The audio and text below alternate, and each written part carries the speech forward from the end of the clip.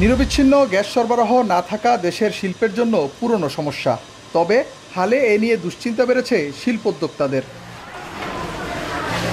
গাজীপুরে ২,০০০-এর মতো শিল্প কারখানায় তিতাসের সংযোগ রয়েছে।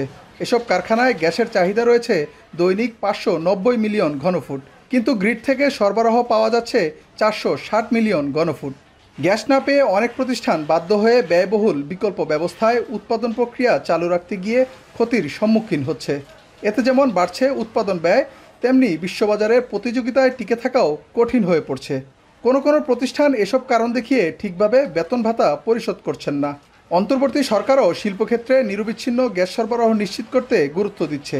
সরকারের এমন আশ্বাসে পোশাক শিল্প নিয়ে নতুন করে স্বপ্ন দেখছেন শিল্পোদ্যোক্তারা। এলো ভিশন মুশকিল আসান অফার। যে কোনো ব্র্যান্ডের পুরনো ফ্রিজ নিয়ে চলে আসুন ভিশন শোরুমে আর নিয়ে যান নতুন ভিশন ফ্রিজ 20% পর্যন্ত ছাড়।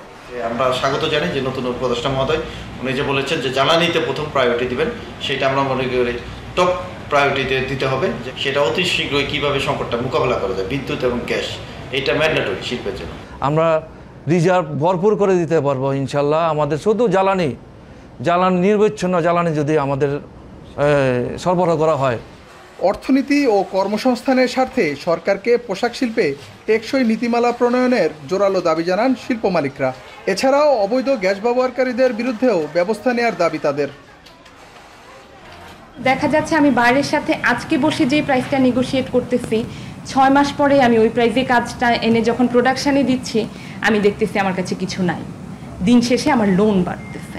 তো এই জন্য সরকারের কাছে আমার জোরদার দাবি যে একটা পলিসি যেটা বাস্তবসম্মত, ওইরকম একটা সাস্টেইনেবল পলিসি দিয়ে দেওয়া।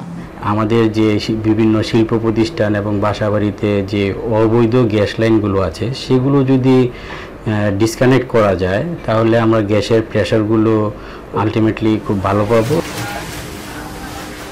গত কয়েক দশকের ব্যবধানে রপ্তানি আয় বৃদ্ধি, লাখ লাখ নারী পুরুষের কর্মসংস্থান সহ অনেক ক্ষেত্রে অবদান রেখে চলা এই পোশাক শিল্প সচল রাখার স্বার্থে গ্যাস সংকটের সমাধান জরুরি বলে মনে করছেন শিল্পোদ্যোক্তারা। ইফতেখার রায়হান, এখন, গাজীপুর।